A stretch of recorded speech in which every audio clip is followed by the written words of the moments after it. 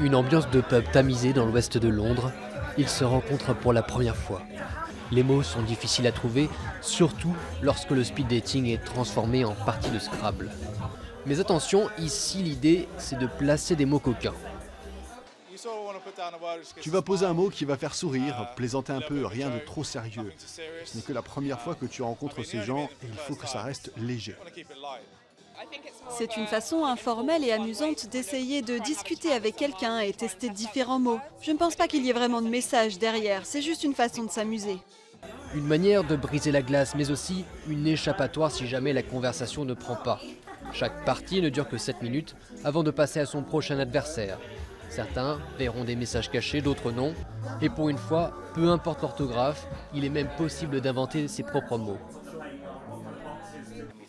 Les mots coquins, c'est un moyen pour faire circuler le jeu créatif un peu plus. Surtout après un verre ou deux, il y a une créativité incroyable. Car de l'imagination, il en faut parfois pour rencontrer des gens. À Londres, comme dans beaucoup de grandes villes à travers le monde, il est paradoxalement souvent difficile de rencontrer sa future moitié.